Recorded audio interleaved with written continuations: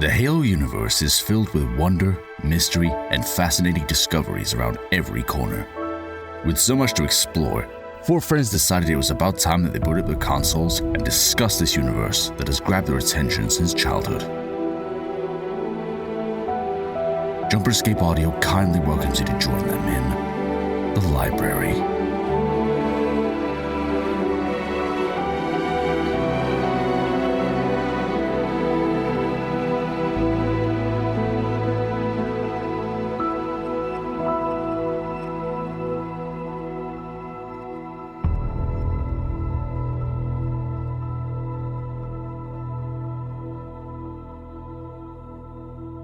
Hello, everybody. Welcome back to The Library, the show where we talk about Halo lore. I'm Austin. I'm James. I'm Connor, and I've been composed. That was actually great. I'm Shane. I've been composed. Connor has Connor unfortunately was on Omega Halo at the time of the composing and has been digitized as of this moment. But Jimmy has decided. Which installation is Omega Halo, Connor? Why would you do that to him? The big one. Installation 03. Yeah, that one, the third installation. See, this is a teaching moment. Now Connor will know that forever. Will he? Stop. Connor, real quick, which one is Omega Halo? The third one? He did it! He is remembering! He wasn't even sure of himself. I watched the videos you sent in the chat today. Yeah. I don't remember much. So they're great. I remember sitting there at work watching them. They're nice. They're good watches. So he's just gonna be getting held by Jimmy all this episode. So he'll still be here in spirit, but for now, he'll just be a little. Thanks, Jim. I really hope that the camera captures you properly, so then we can make some quality shorts out of you later. Just superimpose a video on there. Yes, which I should note, by the way, friends, for those of you who haven't noticed, the Library Halo Lorecast YouTube channel, which is just called the Library Halo Lorecast, that YouTube channel has been doing very well and actually has a really nice new updated look to it. The videos have been getting a couple new graphics. You might even notice right now, there might be one popping up. Who knows if I'll remember to look at this later, but there might be one popping up right now that says, hey, do you like this music? Go and listen to it right now on the 24/7 Lo-Fi Radio, because I have Lo-Fi Radio now playing for the entirety of our intro. Wow. It's really cool. And then on top of that, shorts are coming out almost every weekday now, and those are really fun to make. I figured out the formula. It's really good now. He figured out the formula. Give me the f***ing formula, crabs! Like, this is gonna take some getting. Well, you're saying this isn't ideal? He looks happy. Looks happy. I don't know what the problem is here, guys. Come on, guy. I'm being real. I think this is the most joyful I've seen Connor to be on the show. Stop. Hey, don't push him like that. You don't like that. You just told me. So, today we are going to be talking about The Librarian as a way to round up the entirety of Season 4, which has basically been about making definitive statements on what our thoughts are on various characters, as well as some deeper dives into some certain events within the Halo canon, and also things such as Forerunner to Dawn and Nightfall, and those were always really good conversations. But now we have to bring it home, so we're talking about the Librarian, because she is one of the most curious characters in the entirety of the Forerunner saga, and she's worth talking about. But before we get on to that, JumperScape.com if you want to get plugged into the community or find ways to support us. You can also go to glitchenergy.com, spelled with a Y. You can use Connor141, which is spelled CONNOR. Oh, he was ready. No one's gonna see that. No, they will. I'll make sure of it. You're gonna have to zoom in so much. Nobody's gonna see That's that. right. Connor141. Get yourself a little bit of a discount and also support the show. It will go a huge distance helping us out there. And otherwise, other things to tune in on. We got Chatternet still going on every single day. We have the Lo-Fi Radio playing on YouTube. We have Stories from Waypoint, hopefully releasing sometime either tomorrow or on Saturday. And also, April 26th, show up, Richmond, Virginia, The Answer Brew Pub. Grab the shirt. Yeah! Really good beer. Over there. That's Thanks, Connor. It's really good stuff, and plus, they do Halo LAN parties, so we were like, what if we just show up, kick in the door? And also, they're going to release a very special brew in collaboration with us called We Like to Have Fun Beer, which the can designs are almost ready. I'm so ready. So excited. Yeah, there's a Halo ring on it, there's a JumperScape logo, and it's in 80s style. I'll take 30. It's really good. It's really cool I'm stuff. excited. So, definitely want to show up April 26th. Just show up anytime. Doesn't really matter. We'll be there from noon until late. How much are we getting? I don't know. They're making a lot of it, so I have no idea. I just know that if we ask real nicely, they can't really distribute it, is the funny part. So like they kind of have to find other ways around it and make it so they can ship it. So unless I just ask for it, I'm driving.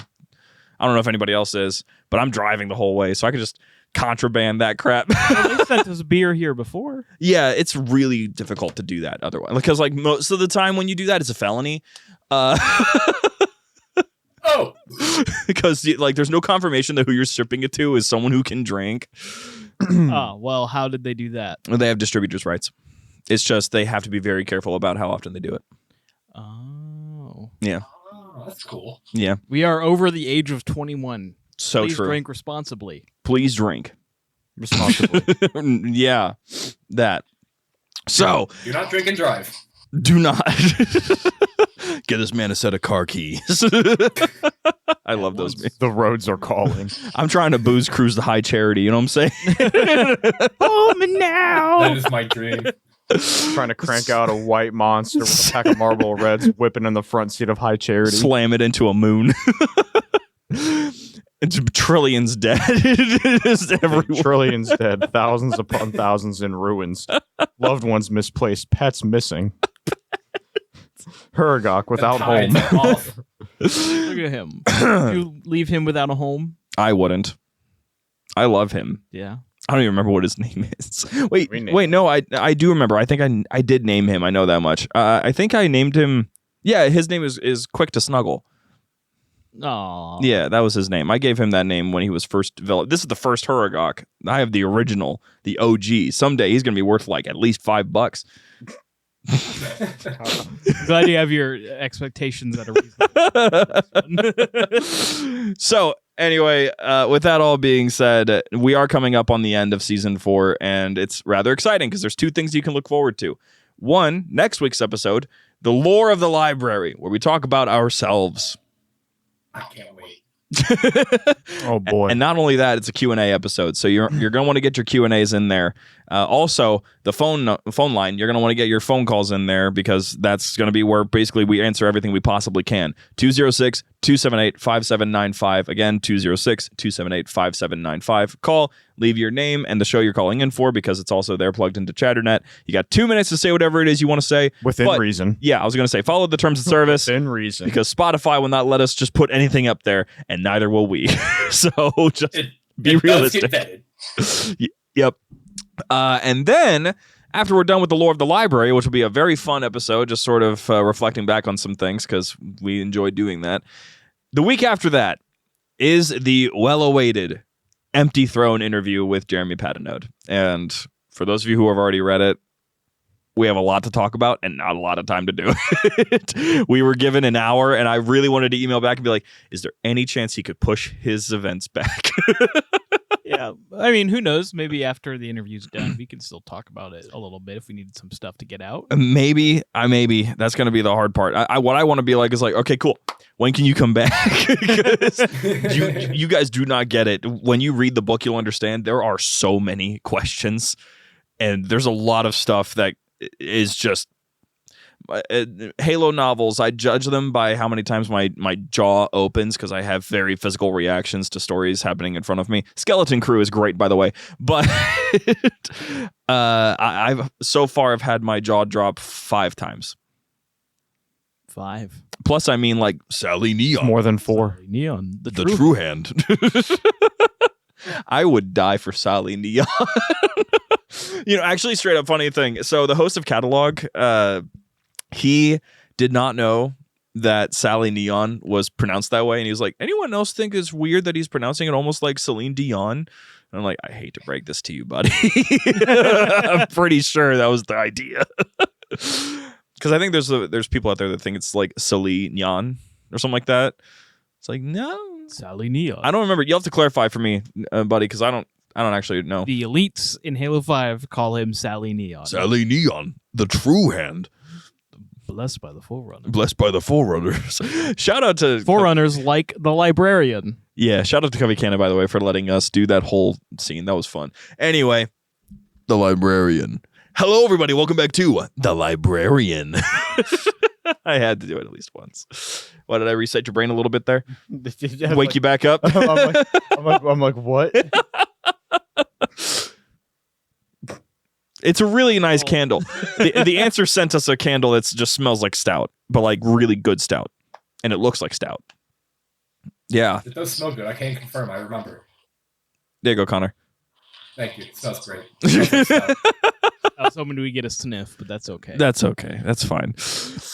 So anyway, we are talking about the Librarian, and there are a couple aspects that I wanted to touch on, not just related to her as a character, but also her appearances within Halo, because it's sort of like how we talked before about, I think it was actually just last week with the Cortana episode, we were talking about how a Halsey just like shows up in Reach, and we just sort of were like, oh, you.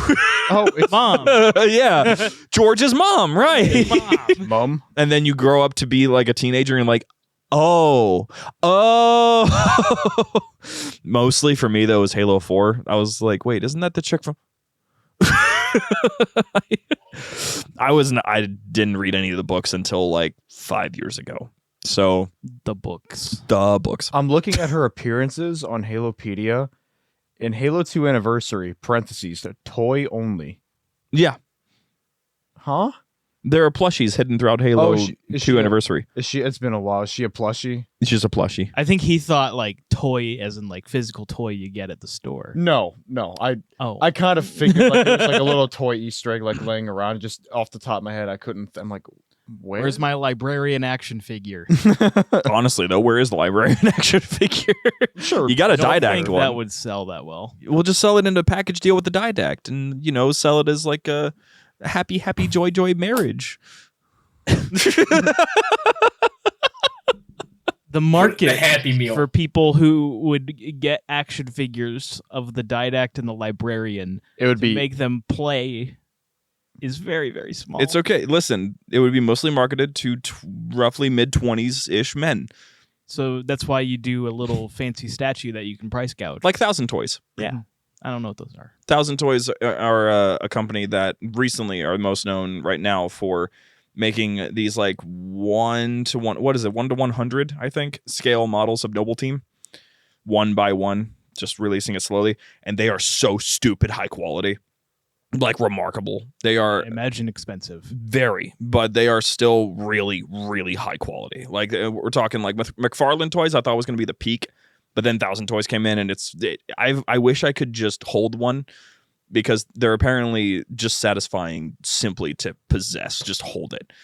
I just want one. One day it'll be something. I just know that they're also limited release sort of thing, so it'll probably be something that's like, oh hey, look, it's on eBay for $1,000. It'll be unfortunate. But regardless, the Librarian is sort of like Halsey in this way.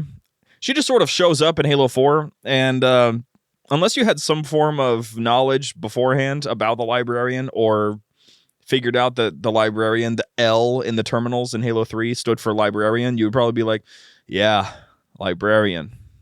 Same thing goes for being like, yeah, didact. But I know what that means. I remember being a small 12-year-old child and playing Halo 4 and be like, cool. What the fuck? No, when I first seen her in Halo 4, I mean, just with the change of like the art style and the direction they were going, then I'm like, what? Like, I had no idea what she was or her purpose at all. Well, obviously she's there to advance Master Chief's evolution by Obviously. By several thousand years. Obviously. I remember just feeling I was uncomfortable. so weird about that. I was yeah. uncomfortable. Wait, I remember the first time I played Halo 4 and that scene Like, happened. why is this I thought fossil like speaking to me? I thought first I thought Chief was gonna like morph. I thought, like, He's gonna honestly, morph. the whole, that whole, that's the thing, honestly. He's gonna morph. The fact that that didn't happen makes me a little upset because otherwise that scene has like no gravity other than to the people who know the lore. It's just well She like saved him from getting bleamed. basically But my young what mind it just comprehended looks it. like Chief gets lifted up and then you just Yeah, and he does like a superhero pose super slowly, and then that's it. Her real name. Evolution Her real name goes hard. Oh, what is it? First Light Weaves a Living Song? Yep, you got it. Yep. I wanted to see if you got it. It goes Yeah. unbelievably hard. All of the Forerunner names. I mean, we're talking like one of my favorites is Chant to Green. That's just cool to me. I don't get me wrong. That goes so much harder, but the librarian is just so much easier. what would to say. all of, it's just faster. what would all of our Forerunner names be? Well, I'm curious. It's gonna be. I would be named Long Work Never Lasts. Long work.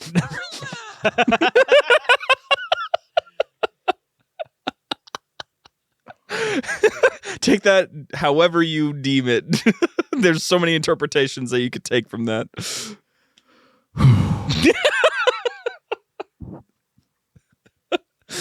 Come on, guys. I wasn't ready for that. Come on. I was not ready for that. Don't leave me like this. Don't leave me like that. I've just stopped recovering from that. I wasn't ready for it. Gorger of many Slim Jims.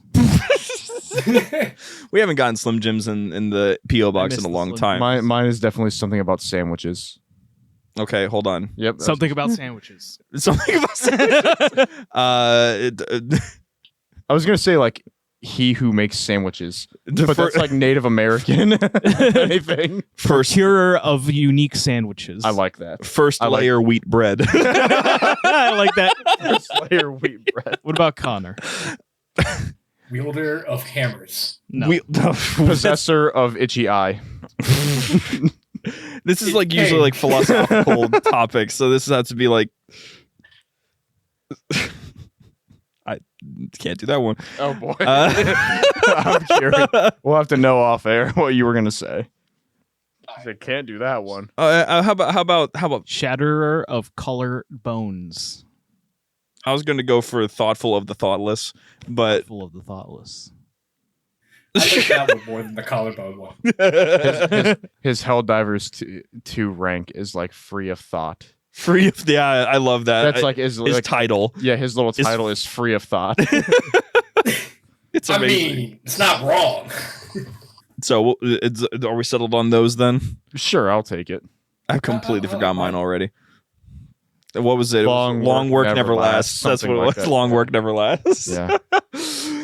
So anyway, The librarian. the names go hard with Yes. Forerunners. They are always going to be super fun. But the librarian, it doesn't show up in the games very often whatsoever. And in fact, she shows up in Halo 4 and Yeah, I was gonna say Halo. I was reading. She's not. I mean, obviously you don't have to read, but just like Halo, unless you completely, if you're one of those people that completely skipped Halo 5, they are out there. She's not in Halo. She's mentioned. I forget where. I think towards the beginning, she's briefly mentioned, which I think it's a missed opportunity with how dull the Halo 5 campaign is. I think it would have added a little bit more depth to bring her back. well, Didact was brought back. Yeah, that it would have made that. That's a whole nother conversation. If they Mhm. brought back the Didact and had him implemented into the story, and he wasn't actually dead, so they could have done it. Well, this is the fun part too. Librarian. We could talk about her not being dead. Right. She hasn't been dead this whole time. We Right. thought she was, but then epitaph. Yeah. Because the whole concept here is that the librarian. First of all, I gotta say, and whenever I'm sitting there and thinking of some of my favorite Halo vibes, I'm not gonna lie. There's something very. I like the ethereal feeling of listening to Halo 4 music while either reading the Forerunner trilogy or playing Halo 4. soundtrack goes so hard. There's something so. The funny thing is that I think of that track, but I don't think of that moment. I think of the part where it wells up, where she suddenly gets joined by a choir and behind her. It's so freaking good. I think of the one that goes like, yeah. Oh yeah, yeah. That was spooky. That's the I think thing. it's called Aliens. The whole soundtrack has that whole vibe to it. That's why I've compared it so often to Halo Combat Evolved, is because Halo 4 carries that mysterious vibe that Halo Combat Evolved had. But now we're talking about like esoteric galactic level reality bending nonsense. And I wish that Halo had stayed leaning onto that, because now we're back. Like, I get it. I like the classic feeling, guys. But I mean, I was really excited about Halo starting to get real philosophical with it. You can. It feels like with Halo Infinite, they kind of went. They definitely went back to a more militaristic style of like storytelling and gameplay. Do you guys think But- if Halo 4 was exactly the same but looked like Halo, it would be remembered way more fondly? It would have been, because the story was great. Do you mean like the art style? Yeah. Yeah, like if they had original. Yeah, don't get me wrong. Like I love the original art style, but Halo 4 is like one of the best looking Halo games out there. Well, that's the thing. I would Especially for being a last gen game at the time, for being on launching on the 360, it pushed the 360's limits. if at least the Covenant and the humans looked the same as they were supposed to. Yeah, graphically, like it's one of the best games I've seen, especially for it being on the still a missed opportunity not launching it with the Xbox One, but you know, I think it having the art style being a little bit more traditional, I think it would have helped a little bit. I really do. And I mean, you could have kept like the Prometheans and the Didact and the Librarian. You could have kept them all the same, because you know you're introducing. We have nothing to go off of how they're supposed to look. Like if you want to introduce, you know, a different look for them and you want to keep them that way, cool. But I think, you know, Storm Covenant and UNSC would have benefited from maintaining at least a somewhat original art style. But I honestly like the way the UNSC looks. I like the Marines. You just reminded me of something. You're welcome. Okay. The hell is the Storm Covenant? They called them that in the marketing, but they are never referred to as such. I don't think that's true. They're just in either of the games. they're just called the Covenant. Are they? Yeah, even funny. Okay, I won't talk about everything here, but even in Empty Throne, they're not called Storm Covenant. They're just called Jul Mdama's Covenant. Yeah. Because the thing is, that I think the reason why they're called the Storm Covenant and things like marketing and all of that is because the Storm Rifle exists.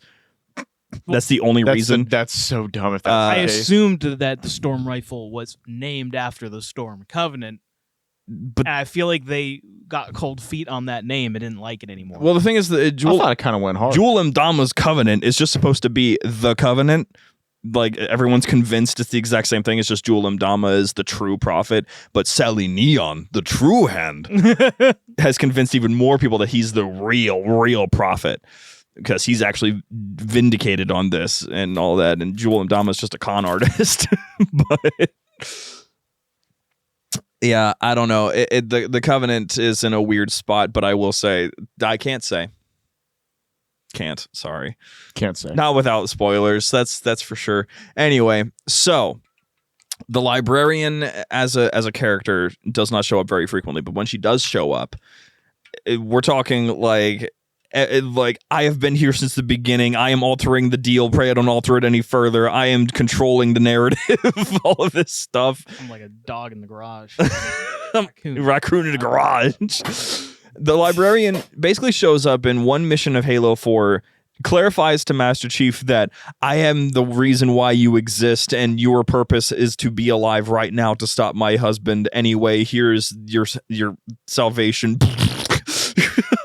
You are the result of 1,000 lifetimes. Yes, I love that. You are the result of 1,000 lifetimes of planning, because that's 100,000 years. 100,000 years ago, the rings were fired. I remember one thing from the videos. Not gonna lie, the Librarian's kind of ugly. Yeah. Like the nose, wow. Like That was the first thing I noticed. She looks like oddly between, like in Terminals, she looks really bad, like facial wise. But then in Spartan Ops, She's Voldemort. yeah, but like really, really smooth, as smooth as a shark's skin, back and forth. and I don't know. Thinking of her contributions to Spartan Ops, especially.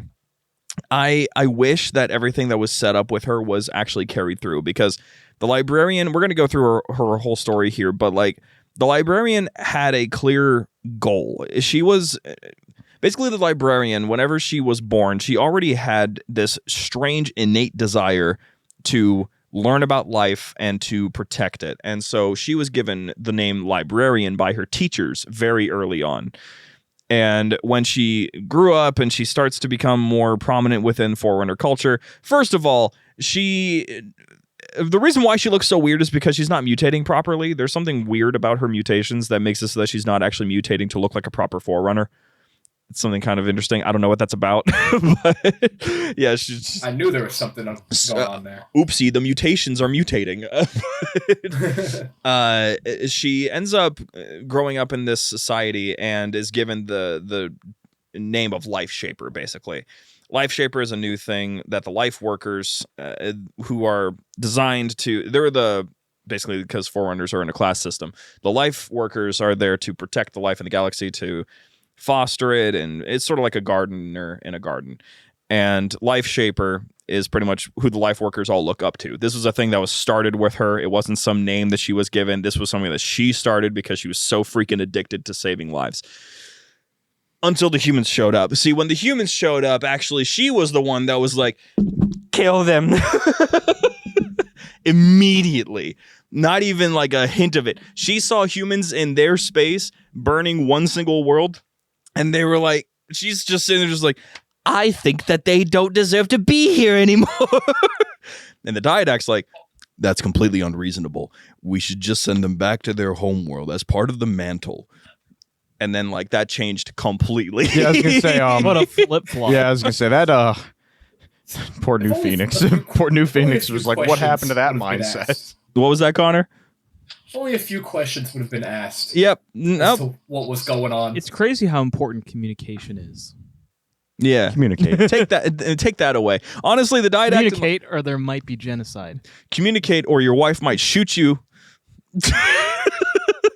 That happens. You want either of these things to happen? Might lock you in a prison, made up your own mind, and keep you there for 100,000 years until another guy that she's had her on her mind for all that time comes around to kill you.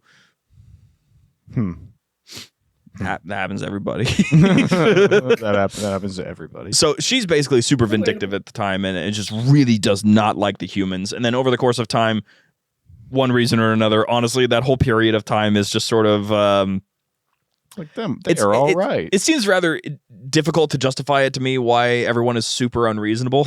Like, no communication about why the Flood are there, no communication from the humans about why they're destroying worlds, no communication from the Didact to try to figure out peace, and apparently no communication from the librarian about why it is exactly she changes her mind, aside from the fact that she has a Chaos. Now, this was a concept we already talked about when we had Cheyenne on for an episode. We talked about the concept that the Chaos was a thing that the librarian would give humans to basically guide them along on their journey to get them to progress faster in the galaxy, and also to free the Didact. But she was given one by the precursors. And as far as I know, she's the only Forerunner to have been given something like that. And I'm just going to tie this back in. You might remember several weeks ago, I brought up the concept that humans just are the mantle because they live it out. There's just nothing else that they can do. Mentally, they're just going to always go towards protecting life, be it their own or others. Because given the opportunity, they would have made friends with the brutes right there on Harvest. They didn't fire the first shot. It was a grunt. Was it a grunt? It was a grunt that started the Human Covenant War. It was a grunt because Wouldn't have it any other way. basically the way that it was set up. Just a brief little side tangent here. Johnson and his buddy, I don't remember the guy's name, but real badass soldier, set up with a bunch of militiamen that they just got up to speed on how to fight, and here's aliens. And Typical day. yeah, and this chieftain Maccabeus is here with all of his forces, and they're set up on this like line. They have this line set up, and they have Marines off in the militiamen off in the distance in this tower sort of thing. And a grunt panics and just starts beating the shit out of one of them. Blasting. Like just you know, just going nuts. And when he starts doing that, his militia buddy is like, oh shit, and shoots the grunt. That gunshot is what sets off the entirety of the war. So basically, of course it was the grunts. It's always been the grunts. So, should have let them get sterilized. Whoa. jeez. You can't say that. So humans have a tendency to want to try to figure things out before we get into conflicts. This just, especially in the Halo universe, that is typically the case. Just hasn't really been given the chance to do so. No, and every time that there has been an opportunity to do so, something steps in to stop it from happening. But my point being, the librarian has the exact same thing. So I'm wondering if that Chaos is also following in with my theory. They just gave her the mantle, because I don't know if it's something that has to be species wide. You know what I'm saying? So she gets a Chaos, and this Chaos is pretty much just simple. Undo the sins of the Forerunners. So that's preserve life, and that's try to prevent them from causing more life to be lost. So then humans are actually chill now, Didact. He's like, well, you sent me against them. Well, it was one of those, kind of adding on that, it was one of the Spartan Ops cutscenes. It was when I messaged, like, God, the Spartan Ops cutscenes look so good. They still hold up to this day. Yep. And honestly, watching that one cutscene, I was more entertained by that than I was by the entirety of the Halo 5 campaign. I want Spartan Ops back, just a little bit more refined and modernized. But, like, it was when Lasky and Palmer were on the Infinity, and Palmer was like, yep, I'm gonna go. I have my orders to go take out Halsey. She's a traitor, and Lasky's like trying to talk her down. Meanwhile, Halsey's talking to the librarian, and she gives Halsey a map of every known Forerunner structure in the galaxy. The Janus Key. Yes. And but yeah, she gives her that, and Halsey's like, you have a map of every Forerunner structure. She's like, we didn't make these with the purpose of like, without the knowledge of like cataloging all of this. And she shared it with Halsey, showing she has that type of faith in humanity to go and where these things are and make sure that they're not abused, get to them before anything else can. So I honestly think that's probably, it shows how much of a 180 she's taken in that regard. Janus Key was written out of relevance in a comic book. And then Jewel Dama like caught one thing. He's like, what is this shit? He's like, this doesn't work. What is this useless crap? And Halsey's just, I have no idea. I don't get it either. And she lost her arm. But no, here's the funny thing too. That comic is baller. Like, it's really good. It's really, really good. It's just, it should have been. That's where you get drunk elite. Yes. Where you get there's disturbing. Yeah, there's disturbing evidence to the contrary. I love it so much. It's really fascinating because without going too much into the plot of it, because I just wouldn't be able to recount the whole thing off the top of my head right now. Janus Key ends up being this whole plot line where a whole planet has to confirm whether or not someone is worthy of having it. Pretty much like nobody's worthy of it, but it's neither here nor there. Janus Key ends up getting destroyed. So, womp womp. Whoops. There's a lot of really cool plot lines that were just sort of created in Halo 4, and then for the good or better, any Halo was it destroyed? To human, Covenant, Forerunner artifact. Let's get it. It gets destroyed in the process. Human, Covenant, Forerunner object gets destroyed in the process. I'm seeing a pattern here. It happens all the time. And then occasionally the humans are like, whoa, Forerunner things. Let's just hook this up to our sweet new ride. I mean, really, if you think about it, that's every game but Reach and ODST. Well, no, they were looking for something on Reach, though. So, I mean, technically... Reach gets destroyed because there's a Forerunner facility underneath it. Right. Exactly. So there's zealots there, so that means there's something of religious significance there. So yes. Destroyed. Exactly. 2. Oh wait. New Mombasa, technically. That's not a Forerunner artifact. Africa. New Mombasa gets glassed because of the fact there's the Arc portal. Yes. That Arc portal leads. Yes, exactly. Halo 3. Arc portal again. Arc portal and the Halo ring the at Halo the end. ring that you make gets destroyed. Yes. Halo Reach, as we've discussed. Yes. Halo 4. Yep. The whole planet. Yep. That particular New Forerunner Phoenix. ship, I forget the name of the Didax ship. Oh my gosh. It has a name. I forget it. I forget it all the time. That got destroyed. That was definitely a priceless Forerunner artifact. I guess in Halo 5 they don't really destroy any. It's the Forerunner objects doing the What is it? destroying in that game. Do you want to know? really. Yeah. Okay. Mantle's approach. Mantle's approach. It looked like you were still thinking about it. I was, but I was going to I just let you think say Halo it. 5 breaks the trend. Let me think about this. Halo 5. That's when the Forerunner objects are doing the destroying instead of being destroyed.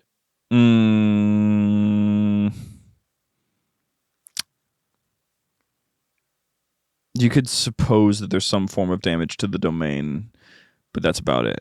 Because human AI are actually not supposed to be in there. But the humans and the Covenant are not fighting over the domain itself. They are not. That's the key element. That's why Halo 5 sucks. There's no Forerunner artifact being destroyed in the crossfire. Exactly. This is what's missing. I guess you could argue you're destroying Prometheans constantly, but that's not the goal. Like, the goal isn't to get a Promethean and use it. Wait, in Halo Infinite, did we destroy the Silent Auditorium? I don't remember. Did we destroy the Silent Auditorium? Did we destroy the Silent Auditorium? I think we did. Connor, did we destroy the Silent Auditorium? He never What? played the game. I'm asking him for that very reason, James. I believe we did. You heard it here first. I'm pretty sure we just left after killing the Harbinger. No, I'm pretty sure there was like Left like it was voluntary. I think- Sent 3 days back in time. no, yeah, I think there was an explosion. forward in and time. He time jumped. He teleported as it was collapsing. I Yeah, think he got sent forward in time by 3 days. I need to replay the game. Yeah, no, I'm pretty sure we did destroy it, or for whatever reason it did get destroyed. It is not very common that time travel happens in Halo, by the way. It has happened maybe 3 times, so maybe we'll have to dedicate an entire conversation about whether or Time not travel. I think that would be interesting. because I think it'd break everything. because there's only 2 If you can go forward, I am okay with that. No, we're talking about the time, like when time travel has been implemented in Halo. there's one time Yes. that I can think not, of off not the top keep of my doing head. it, but there's Because there's one book, First Strike. First Strike has a moment where at the very end, because of a slip space crystal that they're using to enhance their slip space drives, this UNSC ship gets sent 2 weeks back in time. It's the only time it's ever happened. Please never do it again. I just Time travel fear is a the Marvel death of situation the happening. franchise. Marvel. Now here's the thing. We thought Marvel beat the allegations of time travel being death, No, but then everything's now wrong. yeah.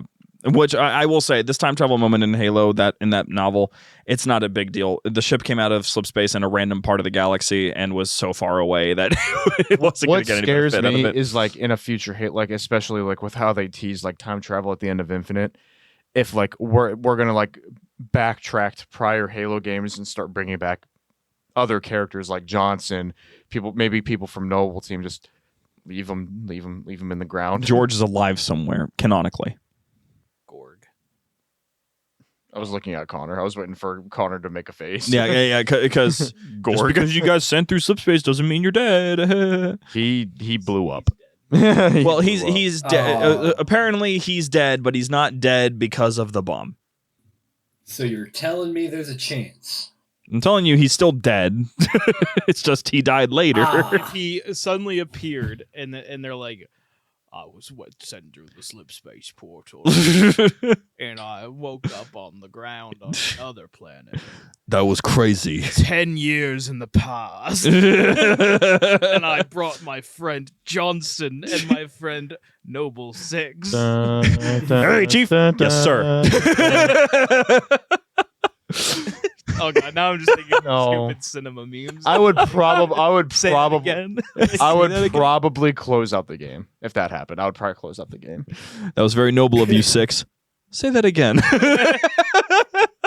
Hate it. Anyway, so the librarians' contributions to Halo are very much present her actions definitely drive the current story of Halo. It's just she's been completely subtracted because when she dies, quote unquote, when the rings fire, basically Living Time decides that she was so freaking helpful, she just gets joinked right into the domain.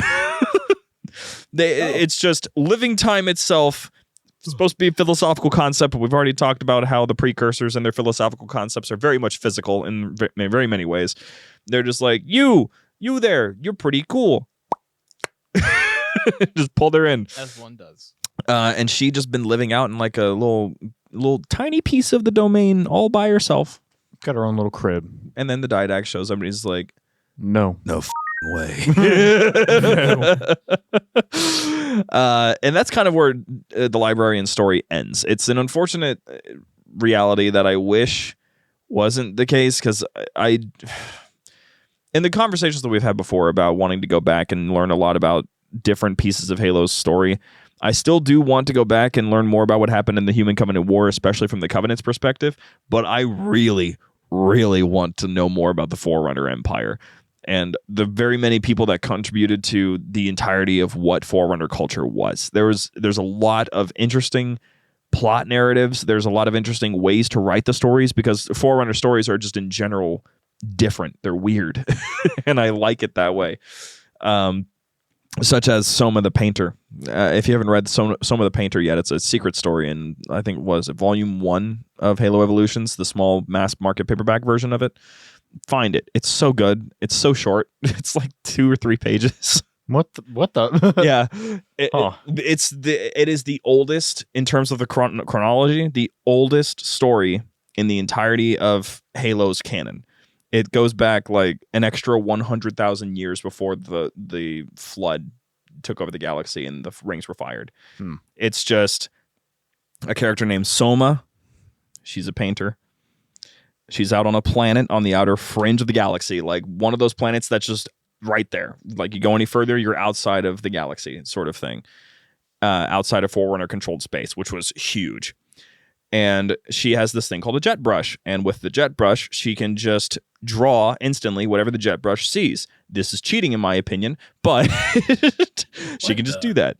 This is a fake art. Yeah, so she just is doing her thing, and she notices on her canvas there's this weird like green and brown blotch on the sun.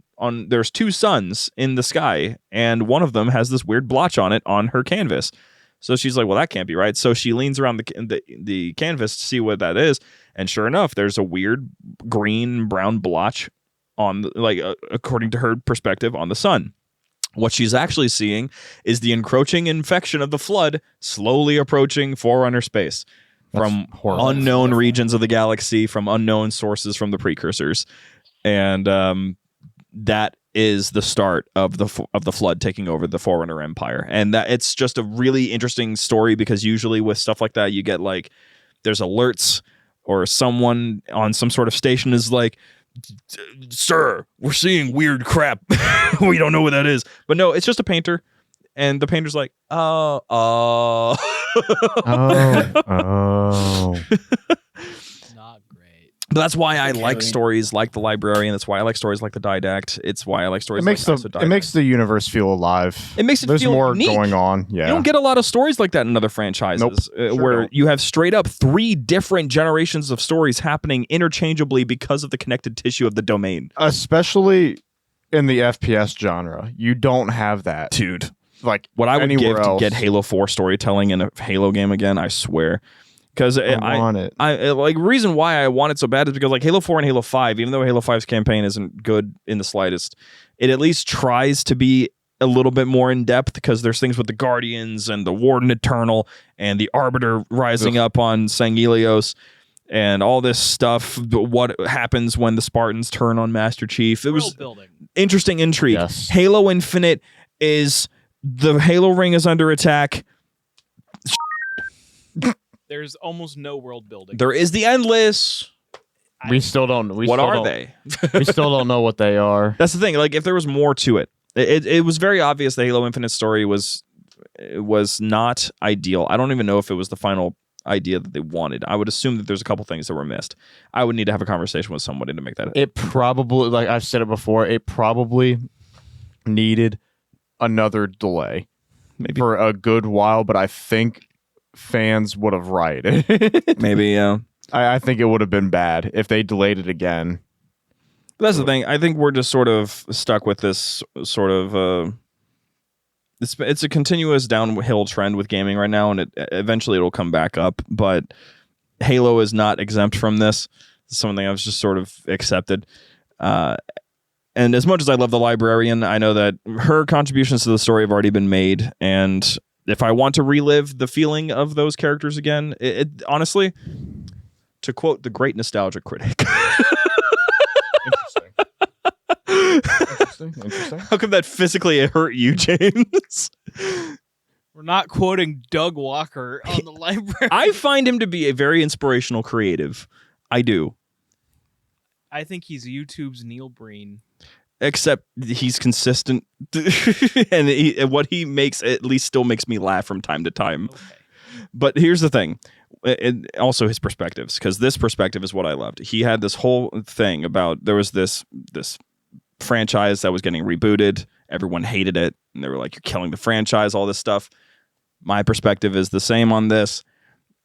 If the franchise is going in a bad direction, the originals will always exist. It will always be there for you. You can't tarnish the original because the original was always there. It's the perspective that I've carried on with Star Wars at the same time, because I've already said this plenty of times, but the Star Wars canon is whatever you want it to be.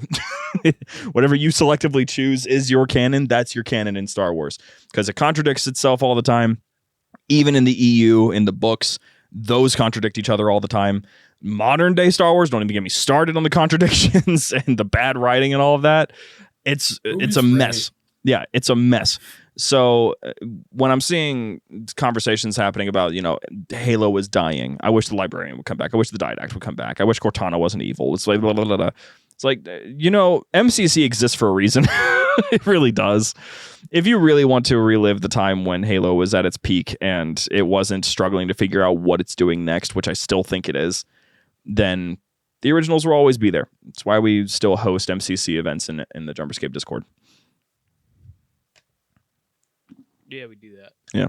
Any final thoughts on Librarian? She doesn't do books. That's true. She reads a lot of them, but she's never actually been a librarian. She's more like a... I was going to say, Halo needs a good prequel run. Connor's right. I agree. Connor's always right. Never wrong. I don't know if I can... Watching Shane's reactions live to this statement is hilarious. So with the librarian not being a librarian, I want to just touch on that real quick because it's true. You could say she's a cataloger, but there's already a catalog. Like maybe just I'm saying. Catalogs need You don't do updated. books. What is she the librarian of? People. Knowledge. That's what books are. that's what books are. But My brain. I'm just saying, when I think librarian, I'm thinking of I'm not seeing a forerunner behind a desk yelling at people to be quiet. With like the glasses like all the way at the end of their nose. Yeah. Yeah. Please don't ever wear your glasses. You have 4 eyes when you do that, literally. I know, because my prescription is intense. It narrows my head according to, like, if you look at me dead on, you can see the sides of my head indented where my head actually is. Oh my god, that is weird. Yeah. My prescription is bad. Huh? I'm so glad I'm there to never unsee that. Okay, take your glasses off. Sure. The real perspective of my head and how round it is. Your head is shaped different. Uh-huh. Like, I don't think I have that kind of effect when I take my glasses. Your glasses don't have that strong of a prescription. Like, just to point this out, you see how thick those lenses are? Like You see that? Holy guacamole. You want to know something crazy? This was me paying an extra like a couple hundred extra to get them compressed and thinned. This is the thin model. You still look How like does a it Planters feel peanut that head. if natural selection was still an issue, you would have died a long time ago? Let's just say I wasn't eligible for the Air Force.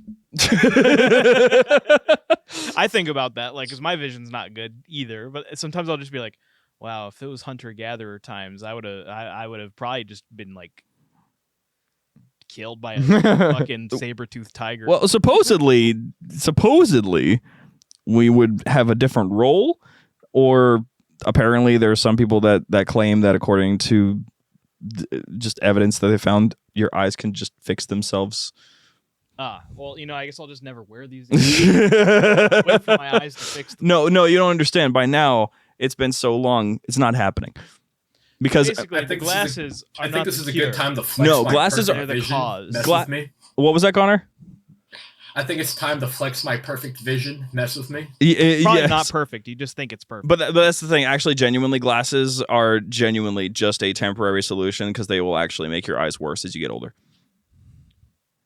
Connor, when was the last time you went to the eye doctor? It's I don't know. Maybe the last time we did tests in one of the schools back in the day. Well, your vision is not perfect. Oh, it's perfect. It's not. 20/20 I'm vision. telling you, it's definitely gotten worse.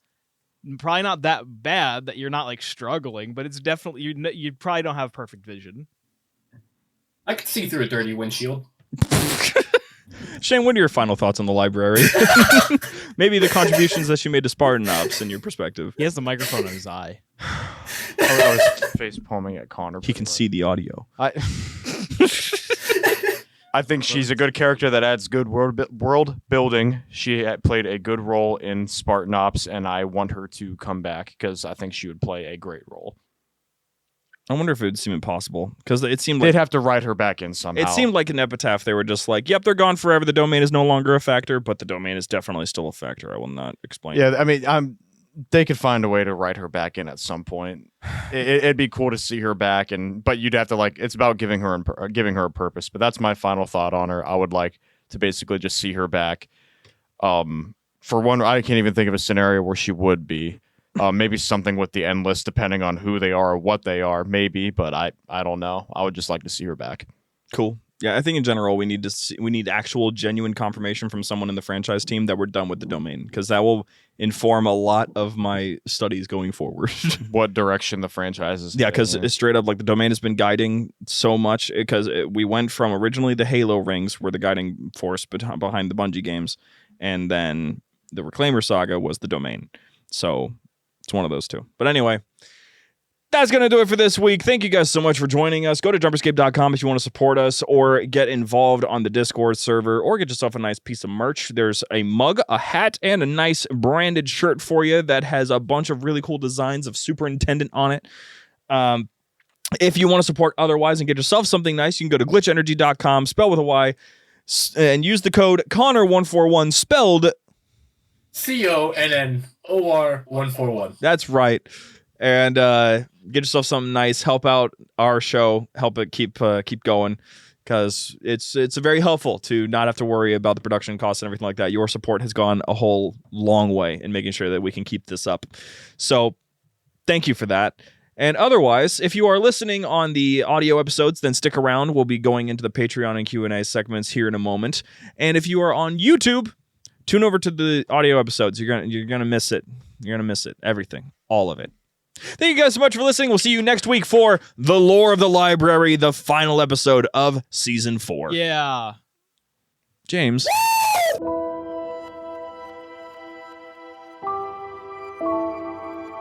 The library was produced and published by JumperScape Audio. Funding was provided by our fantastic patrons on Patreon. If you enjoy the show and wish to support JumperScape's future projects or get some sweet benefits, join our Patreon at patreon.com/JumperScape or become part of this truly special community at discord.gg/JumperScape. Thank you for your listenership, and we hope you enjoyed.